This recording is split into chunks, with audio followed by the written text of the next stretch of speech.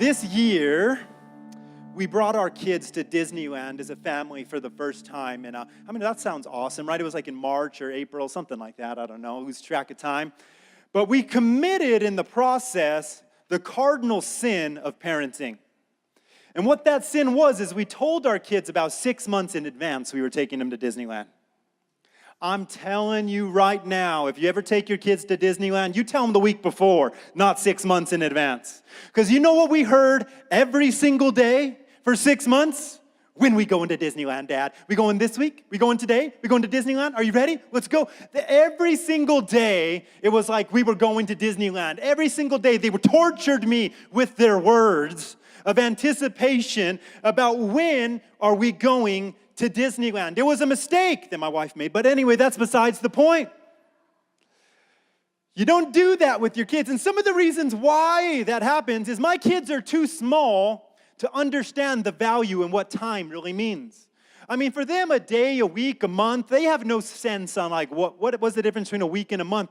They don't know. So we tell them 6 months. To them, that means 6 hours. That means 6 days. They don't know. All they know is something is coming, but they don't have a proper sense of the timing of it. The second thing is kids are impatient. Have you ever noticed you don't have to teach a kid like on a car trip to say, are we there yet? That is ingrained within their DNA, right? Before they're even born, they know how to say it. They have an impatience about them. And number 3 is Disneyland is supposed to be the happiest place on earth. And so there's big expectations coming. So you have big expectations of really poor sense of time and impatient children, and that made for a very difficult 6 months in our life. But here's what happens with us. In this story, you get this man named Simeon. And at some point in his life, God revealed a word to him and said, before you die, Simeon, you will see the Messiah, the Christ, the one, the Savior. Before you die, it's going to come. Now, we don't know when God spoke to him, but we do have a sense that it's been a really long time. And one of the reasons why, look at what he says in verse 29. It says, Lord, now your servant can depart in peace. Basically, he's like, I can die now. Finally. Now I'm ready to die.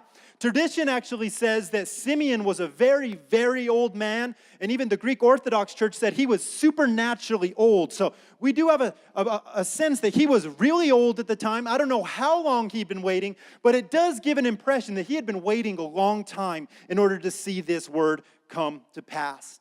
And I found in my life especially is that God will reveal something to me. He'll speak a word to me. He'll give a promise to me. But I'm a lot like my children that have just been told they're going to Disneyland.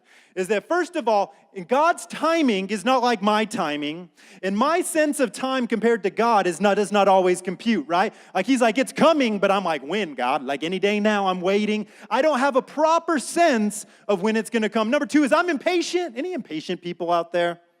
I'm very impatient. I ain't going to lie. I'm going to give you a piece of spiritual advice. You pray for patience, you're going to pay the price. Every red light. Your wife is going to be especially late. I'm not saying not to pray for patience, but I'm just letting you know ahead of time. Wisdom, I've been there. Anyway, patience. And then number 3 is great expectation. I'm like that. I'm like, God, you've given me this word. You've given me this promise, this thing that is yet to come. I have this great expectation, and I'm patient, and I don't have a sense of time of when it's going to come to pass. And so I want to talk about this morning is what do you do? How do you process when God speaks to you a word? He reveals something to you. He gives you a promise. What do you do with that? How do you walk that out? How do you be faithful? How do you carry the words that God reveals to you? You guys all right with that this morning? All right. Point number 1 is every word has a waiting period, a gestation period. If I was to get some seed this morning and go out into my backyard or wherever and dig a hole and plant them in the ground, I couldn't expect to wake up the next morning and go out there and have a bunch of watermelons or a bunch of corn already pulled up from the ground. Because every seed has a gestation period. There's a time that it takes in order to mature, in order to grow, in order to come to pass. Every word that God reveals to us, every promise that God gives to us, He never gives it to us in a complete package. He always gives it to us in seed form. And every seed has a gestation period, right? You don't make a baby one night and then give birth the next day. There's a 9-month gestation period that goes along with it, a preparation period. And the same is true of every promise of God or every word of God in your life will come to you as a seed. And there will be a period of waiting that takes place in order to see it come to pass. I remember being about 16 years old. I went to a youth conference, and I remember God spoke to me, and He began to reveal to me and place upon my heart that I would be in full-time ministry. It became a dream of mine at 16 years old. Well, I ain't going to lie. At 16 years old, here was my plan. I thought, okay, I know I'm in high school. I surely can't have like a normal job yet, but when I'm 18, I'll be on staff. By 25, I'll be pastoring a church of 10,000 people. And by 30, I'll be traveling the world, halfway retired already. I mean, I'd have conquered everything that there is to be conquered by that time. And that was my anticipation, right? That was what I thought was going to come to pass. But the truth of the matter is, I actually didn't start working full-time for the church until I turned 30 years old. There was a 15-year gestation period that take place. And I ain't gonna lie to you, there was a lot of times within that period that, first of all, I got frustrated. First of all, I felt like it's surely never gonna come. First of all, and then there's times even I wanted to give up, like, man, it ain't gonna happen. God, did He even really speak that to me? But from the moment the seed was planted in my life, before I saw the harvest, was a very long time for me. 15 years, it might not be long for you, but it was long for me. It was a long process. But here's what happens, watch. A lot of times, if you give birth to something before it's time, premature things have the propensity to either be unhealthy or die. If a woman gives birth to a baby before it's time, how many know a lot of times there's complications that come along with it? And so if you were to give birth to the promise that God placed inside of you before it's ready to be released, I'm telling you what, not only does it have a potential to be sick and unhealthy, it has a potential to die and never make it to its full potential. So the waiting period is a crucial period in the life of every dream, every promise, and every word. You cannot avoid and you cannot get away with trying to jump through hoops or do anything you can. You have to go through the waiting period. Now, the thing about the waiting period, you don't know how long it's going to be. You don't know what it's going to be like. But I'm telling you what, the waiting period is a crucial period. Man, see, the thing about God is that God operates out of a different clock than us. See, just as my children don't have a proper sense of time compared to me, I don't have a proper sense of time when I'm compared to God. Because He is above space and time and reality. He is above it all. He exists in it. He's above it. It's not as relevant to Him as to us, right? I have 24 hours in a day, 7 days a week. I have months and years. I understand my scope of time based in my reality. But God does not operate like that. And so, you ever know someone who's always 5 minutes away? Like, you can call them up and be like, oh, they could be rolling out of bed. Hey, where are you? Oh, yeah, I'm just 5 minutes away, right? Ashley Moncha, where is she? Oh, there's Ashley. Ashley, I'm telling you right now, I could call her. She could be in New York City and be like, hey, how long is it going to take you to be here? I'll be there in 5 minutes. 5 minutes, Pastor Matthew, I'll be there. I have to figure out, I have like a calculus solution to figure out when Ashley's going to be out of time. Okay, Ashley said 5 minutes times the speed of life, times the gravity of a black hole, times the speed of a car going on the freeway, not accounting for traffic, 55 minutes, easy. Right? I go through all this process of, 5 minutes, 5 minutes, 5 minutes. It doesn't mean anything. And I think the same thing is sometimes you go to God and God, when is it going to come? And you're like, oh, it's coming. And you're like, well, what does that mean? Like, is that 5 minutes, 10 minutes, 5 years, 10 years? God's sense of time isn't the same as ours. Any time, like people that love to be on time in here? Where's all my people at? Y'all my people, right? I'm letting you know.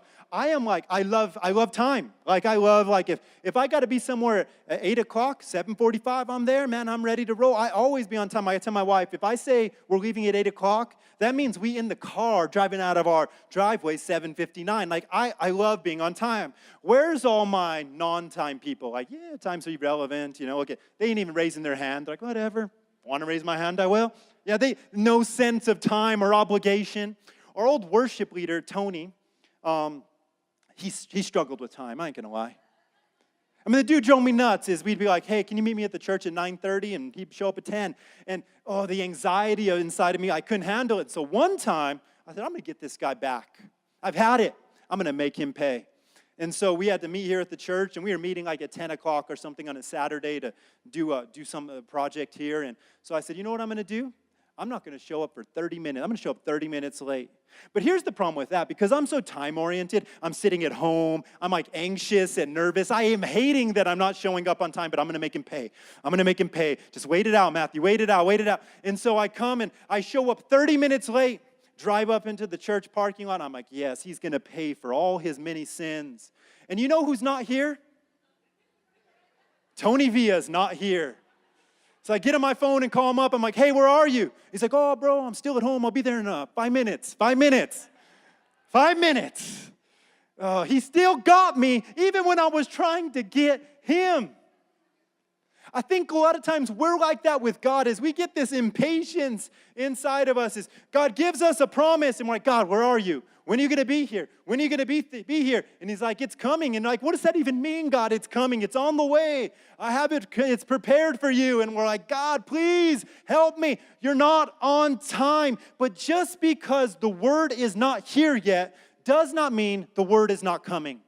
And just because you haven't received it yet does not mean that God is not going to be faithful to fulfill that word within its time. Come on, don't lose heart just because it hasn't come yet. Because God's ways, He doesn't think like us. His timing's not like us.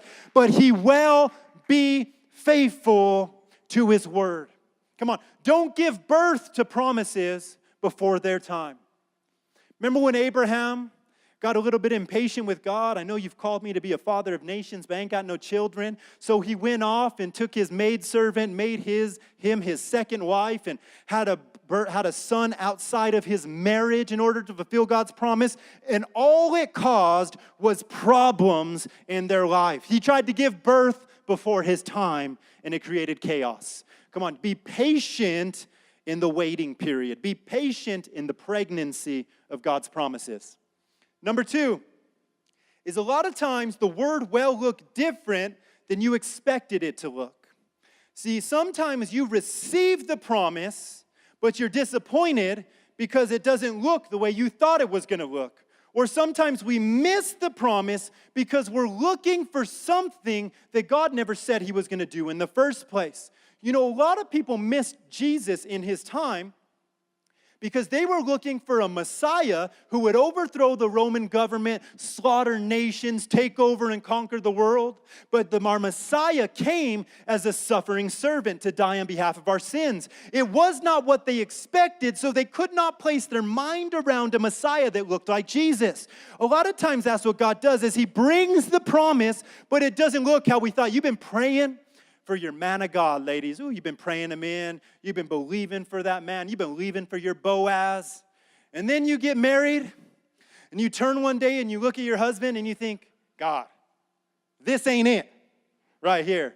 This guy, he stinks. What happened to the rock hard abs that I was praying for? Because they ain't there. I mean, he never brings me flowers anymore. He never caresses my hair like he used to. And you're all shook up because it doesn't look like you thought it would look like.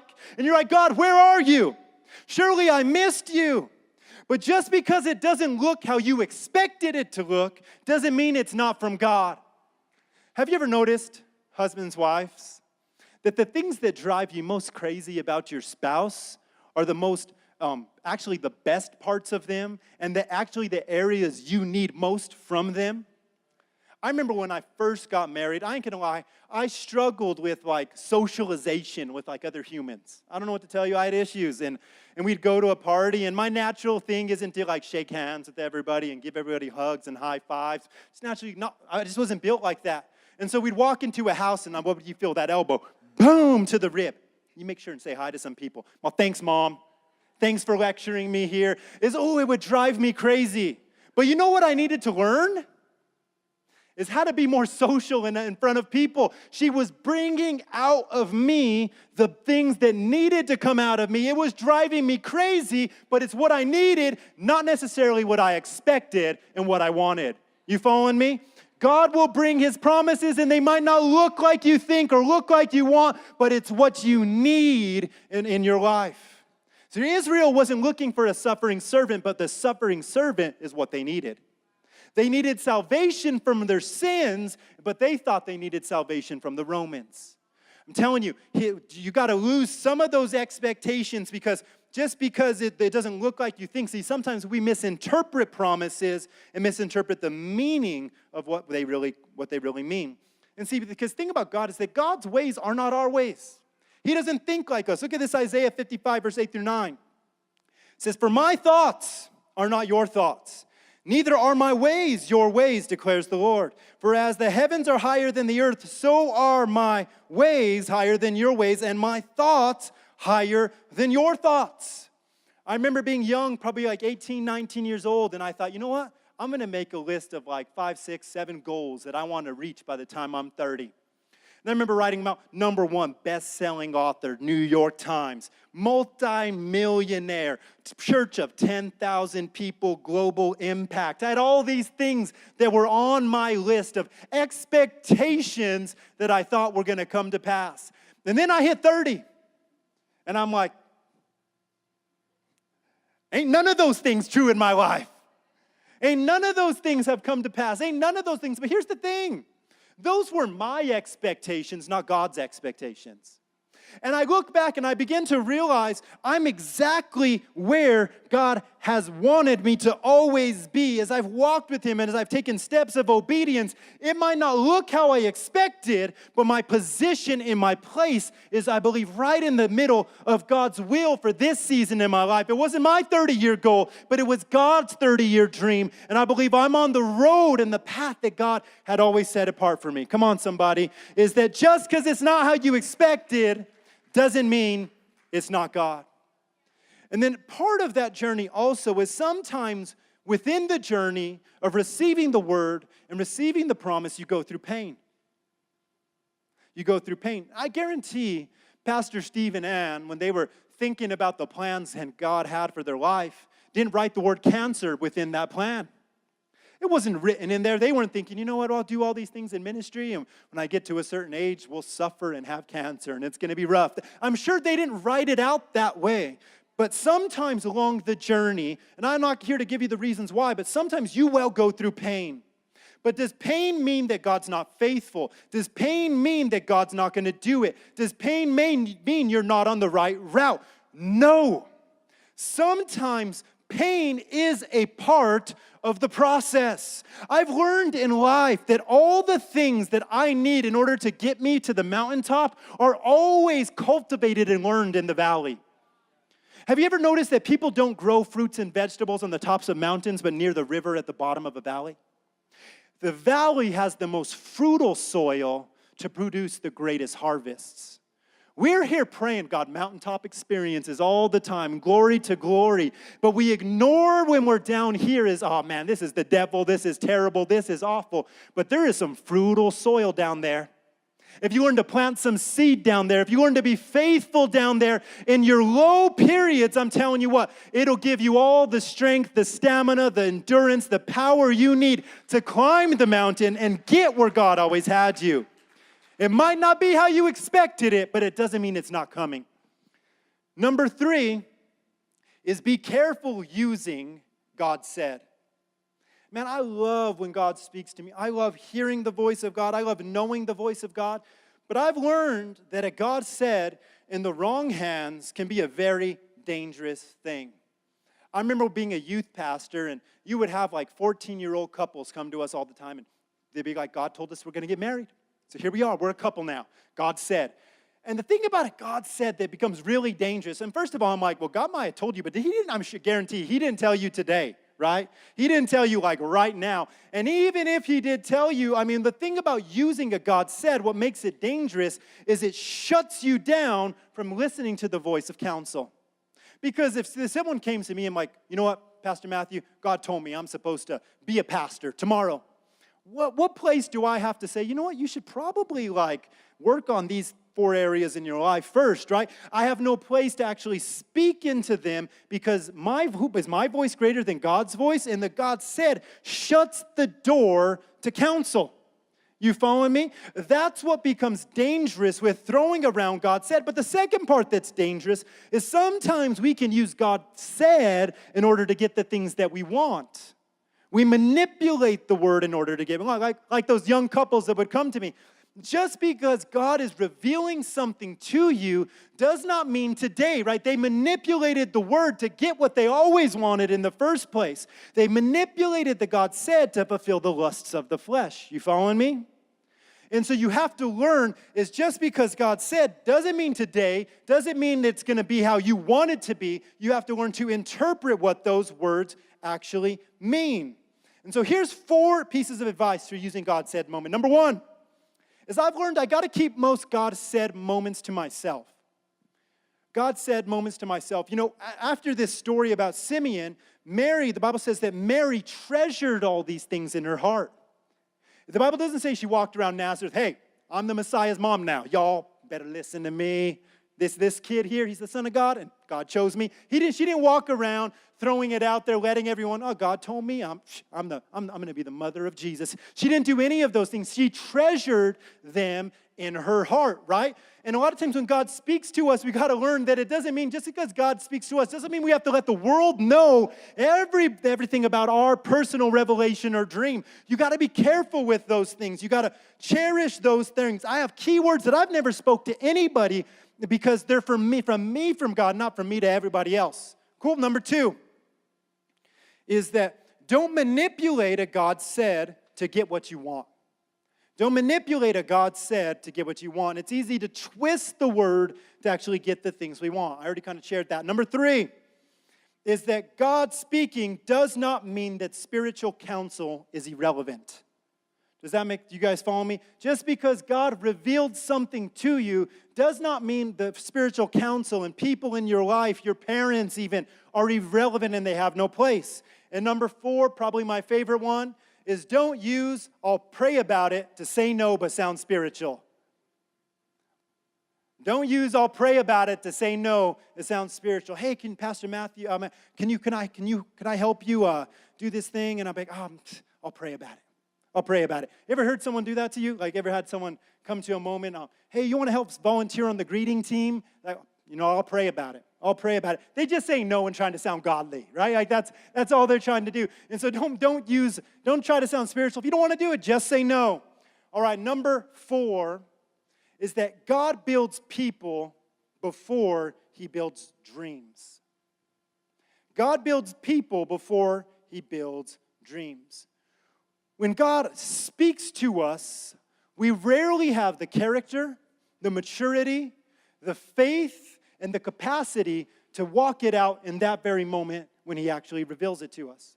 See, when King David was anointed by Samuel as king, he was just a teenager. But just because God had spoken to him, just because God had revealed to him that he would be the next king, did not mean he was ready to wear a crown. I mean, how many of you guys have had teenagers or have teenagers in your house? Imagine your teenager as the king of a nation. I now declare Saturdays shall be for video games alone, and my allowance shall be $10 million a day, and you shall all bow before me and serve my every need, right? That would be how most teenagers would manage the kingship. And I think back of like when God actually called me to ministry. I had the calling, but I was not ready. I didn't have the character. I didn't have the endurance. I didn't have the patience. I didn't have the people skills. I didn't have the heart and the love for people yet. It's just because I had the word didn't mean it was time or that I was ready yet. But God, watch this, God builds people. He doesn't build dreams. God builds people. He doesn't build dreams. Like, what do you mean by that? I thought God just wanted to fulfill his promises, fulfill his word. God's greatest desire and goal is to build you into the promise that he's always had for your life. It takes place in here before it ever comes out here. You are the fulfillment of the word. It's not what comes into your life. You are the fulfillment of that thing. Can I give you a practical example? Let's say I was feeling good today and I decided I'm going to write every single one of you $1 million check. Steve, $1 million check. Johnny, $1 million check. Sarah, $1 million check. You know, whoever, whatever your name is, $1 million check this morning. Come on, that's a good day at church, y'all. It'd be good. You know who wants the $1 million? It's my wife clapping out of all people. I'll receive it, babe. I'll take it. What would you do if we gave you $1 million this morning? What would you do with it? Your first thought, of course, Pastor Matthew, I would tithe. First thing I would do, give my tithes immediately. Would you really? Do you tithe with what God gives you now? Because if you don't do it now, I'm telling you, you won't do it when you got $1 million. Because who you are is who you are, regardless of what's in your bank account. You following me? Your character, your spirit, your passion, your heart for God's house, whatever it may be, that does not change when God brings the increase. All the increase does is reveal what's already inside of you. You follow me this morning? And so if you can't be faithful now, you won't be faithful then. God's desire is to build you so that when you're ready, when it comes into your life, the dream won't crush you. Because if you receive it before your time, I'm telling you what, the dream has the power to crush you. See, I have a 7-year-old son, and one day everything I have will pass on to my children, right? They're going to get everything. They'll get my cars. They'll get everything that we have. But just because everything that I have will one day be theirs, doesn't mean I'm going to give my 7-year-old the keys to my car today. Man, I'm telling you what, people in Albuquerque already don't drive bad, but you put my 7-year-old son on the road, people are going to die, right? And it's not because he's not a good boy. It's not because he doesn't have a great future ahead for him and he's full of potential. It's simply because he's not ready yet.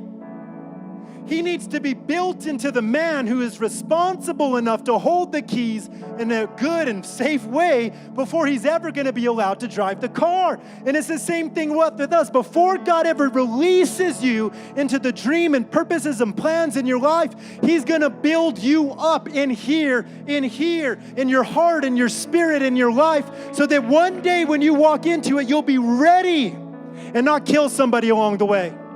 Man, I think back, what if I would have done things my way? What if I would have been in full-time ministry at age 18? I'm telling you what, I would have killed some people behind that wheel. Maybe not physically, but spiritually. People were going to die because I was not of the maturity, of the character, of the love in order to walk in that thing yet.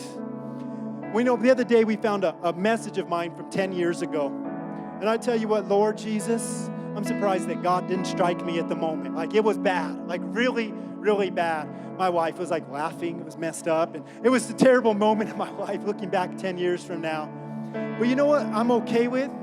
Is that I'm not at the same place I was at 10 years from now. Is that God's continued to build me and work on me. And now it made me think, I wonder if 10 years from now I'll look back on this moment, I'll put this message in the CD player. Who even knows what we'll have, the Bluetooth thingy that we'll have in the car? And I wonder if I'll look back and be like, wow, what was I thinking? What was I doing? But you know what? I'm okay with that as long as I'm continually being built in order to be greater. You follow me? God builds people before He ever builds dreams. Teenagers. Any teenagers in the house?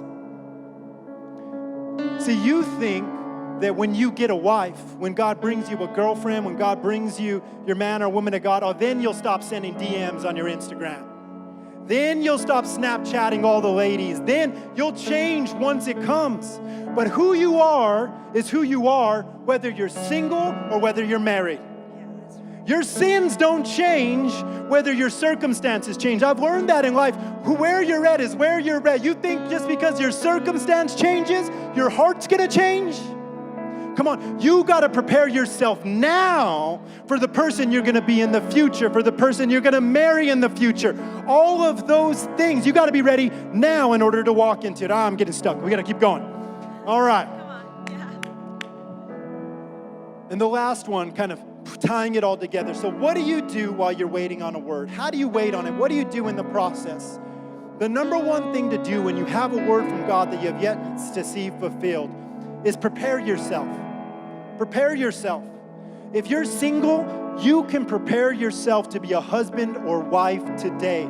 You can work on your purity. You can work on your character. You can learn how to cook. I'm going both sexes. I mean, come on. You can learn.